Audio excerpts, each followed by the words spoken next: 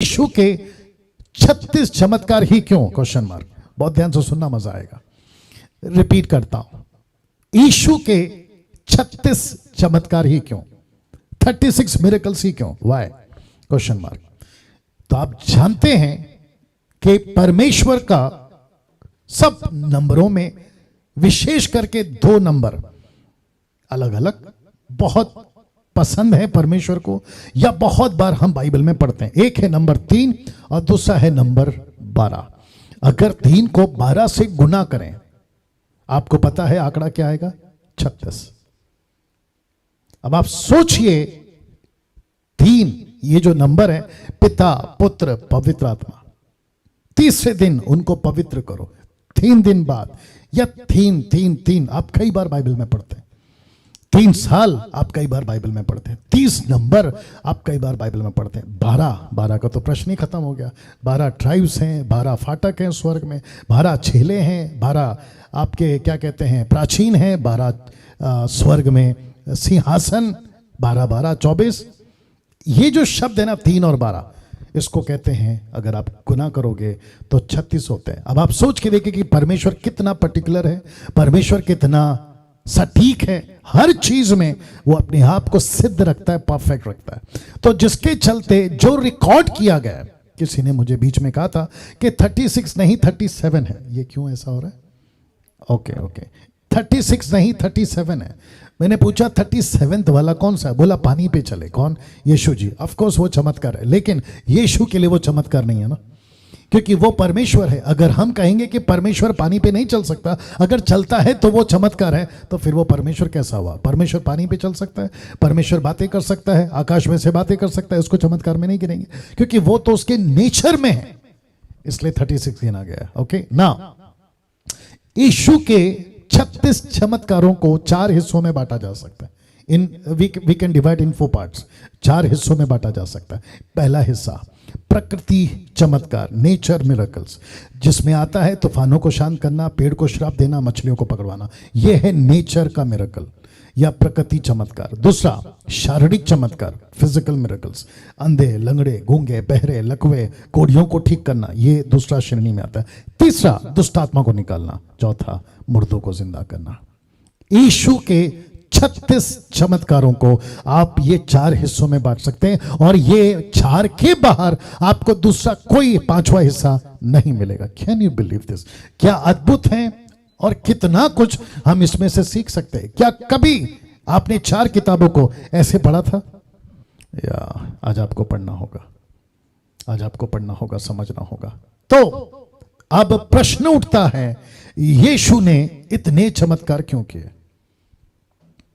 अभी कुछ लोगों की जो मिनिस्ट्री है, अब यहां थोड़ा सख्त होना पड़ेगा, कुछ लोगों की मिनिस्ट्री है ना, मैं आपको बताता हूं कैसी है।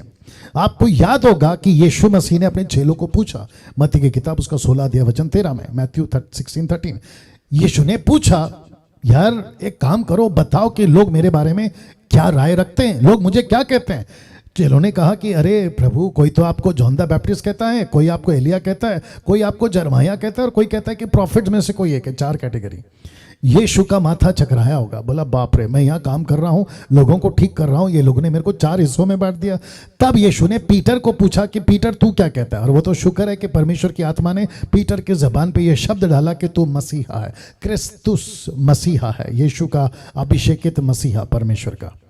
वैसे ही आज बहुत सारे लोगों ने यीशु की 4 किताबों को कुछ टुकड़ों को उठाया और उसको मिनिस्ट्री बना दी। Miracles ministry, blessing ministry, motivational ministry, और न जाने क्या क्या।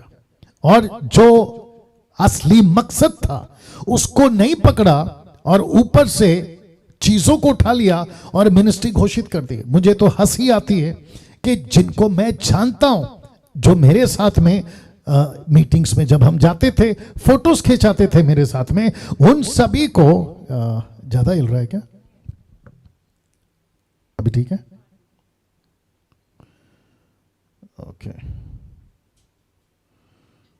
ओके जी हाँ, जब हम मीटिंग के लिए जाते थे, मेरे साथ फोटो खिंचाते थे। आजकल जब फेसबुक पे उनको देखता हूं तो कोई अपोस्तल बन गया है, कोई बिशप बन गया है, कोई रेवरेंड बन गया है, और मैं वहीं का वहीं पास्टर। मैं भी ताज्जुब हो गया। मैंने बोला वाह अच्छा, उनका अगर मिनिस्ट्री देखें तो पीछे कुछ नहीं है कि कोई बड़ी कलीसिया है, कोई महान ना काम उन्होंने किया होगा, नहीं। फेसबुक और यूट्यूब पे अपोस्तल कॉमन हो चुका है, प्रॉफिट कॉमन हो चुका है, बिशप एंड रेवरेंड कॉमन हो चुका है। मैंने बीच में किसी को पूछा था, यार ये डिग्री आती कैसी है? तो बोला कोई चिंता की बात नहीं है, आपको कितना चाहिए बताओ, सिर्फ 3,000-5,000 रुपए में तो बिशप की डिग्री आ जाती है। मैंने बोला वाह, अगर मुझे ऐसा चाहिए तो मैं तो कभी का बन सकता हूं। लेकिन प्रश्न उठता है, असली मकसद कहां है? तो यीशु के इतने चमत्कार क्यों? आपको मैं सिर्फ ये फोटो और ये शब्द बता दूं जो लिखा है 1 कुरिन्थियों 1:22 में। यहूदी तो चिन्ह चाहते थे, उनको मिरेकल्स चाहिए था। आपको याद होगा इजरायली जब मूसा गया तो लोगों ने पूछा, और मूसा ने भी पूछा, बाप रे क्यों परेशान कर रही है?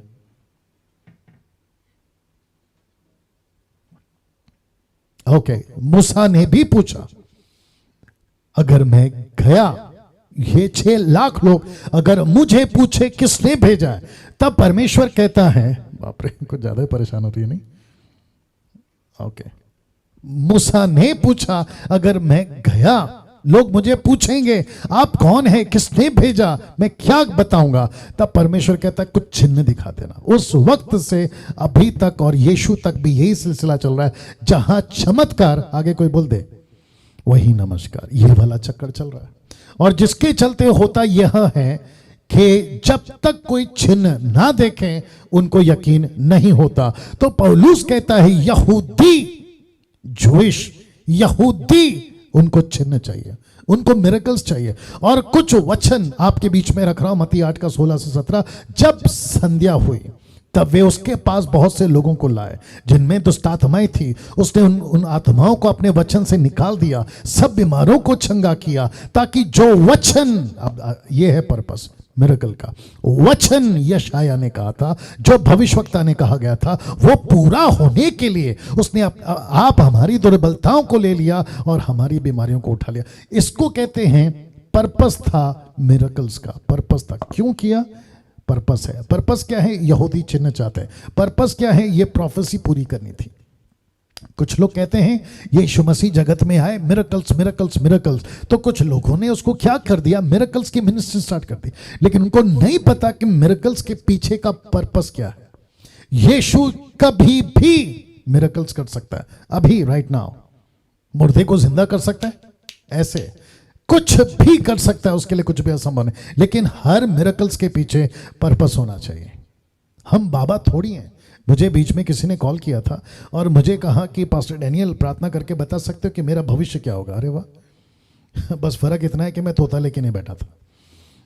आप लोग सोच के देखिए कि किस तरह का मेंटालिटी या किस तरह का विचारधारा लोगों में है। उनको ऐसा लगता है कि बाइबल के अंदर यीशु मसीह ने बड़े चमत्कार किए तो उसको एक मिनिस्ट्री बना दो और काम करना शुरू करो। लेकिन नहीं, आपको समझना होगा कि मिरेकल्स क्यों हुए थे ना। इसको देखिए, यूहन्ना 10:37 कहता है, यदि मैं अपने पिता के काम नहीं करता तो मेरी प्रतीति ना करो। उसी का आगे कहता है, यदि मैं करता हूं तो चाहे मेरी प्रतीति ना भी करो। अब इसको देखो, परंतु उन कामों की प्रतीति करो ताकि तुम जानो और समझो कि मैं पिता मुझ में है और मैं पिता में हूं। तो यीशु कहता है चमत्कार को देखो, मुझ पर विश्वास करो। यह उस वक्त के लिए था। मैं चमत्कार के खिलाफ नहीं हूं, let me tell you this, मैं चमत्कार के खिलाफ नहीं हूं। अगर अभी यीशु को मेरे हाथों से कई मुर्दों को जिंदा करना है तो उसको करने दीजिए। आपके हाथों से अगर कोई किसी को ठीक करवाना चाहता है, करवाने दीजिए, मुझे उससे कोई दिक्कत नहीं है। लेकिन यीशु के चमत्कार को मिनिस्ट्री का जरिया बनाकर कि देखो ऐसा हुआ था, अभी भी होगा, ये नहीं होगा। क्योंकि कोई भी चमत्कार, कोई भी आशीष परमेश्वर के मर्जी के बगैर कभी नहीं होती है। वाह, यहां पे रिस्पॉन्स चाहिए था, सब लोग दे रहे होंगे शायद। अब आप सोचिए, ये पर्पस था ना। इसको देखिए, ये यीशु का स्टेटमेंट है, यूहन्ना 4:48। उसने उससे कहा, जब तक तुम चिन्ह और अद्भुत काम ना देखोगे विश्वास ना करोगे। See this? यीशु कहता है कि मुसीबत ये आ गई है कि जब तक तुम्हारे बीच में कोई चमत्कार ना हो तब तक तुम विश्वास नहीं करोगे। लेकिन मैं आपको बता दूं कि आज हमें चमत्कार की जरूरत नहीं है, क्योंकि जिंदगी वचन बदलता है, ना कि चमत्कार। वाह, आप लोग समझ रहे होंगे। मैं रिपीट कर दूं कि वचन जिंदगी बदलता है, ना कि चमत्कार। चमत्कार होते रहेंगे, आश्चर्यकर्म होता रहेगा, लेकिन अगर एक एग्जांपल दे देता हूं, आपका कैंसर ठीक हो गया, या आपका कैंसर ठीक हो गया। मेरी आवाज लेट पहुंच रही है क्या आप लोगों के पास? मीनल, मेरी लेट आवाज पहुंच रही है शायद, क्योंकि आप लोगों का रिस्पॉन्स थोड़ा लेट आता है। It's okay, it's okay. कम से कम 1350 लोग अभी लाइव हैं। कम से कम 1350 लोग अभी लाइव हैं। वाह, अमेजिंग। यीशु की चमत्कार सब ठीक है। वो एग्जांपल दे रहा था, कैंसर ठीक हो गया, कैंसर ठीक हो गया, लेकिन जीवन नहीं बचा। मतलब क्या है? एक व्यक्ति था 38 साल, रखूंगा आगे आएगा, वो 38 साल का व्यक्ति ठीक हो गया, लेकिन आपको पता है यीशु ने क्या कहा? तू ठीक तो हो गया है, लेकिन फिर से पाप नहीं करना। इसका मतलब कि सिर्फ मिरेकल्स काफी नहीं है, जिंदगी बदलना काफी है। वाह ना,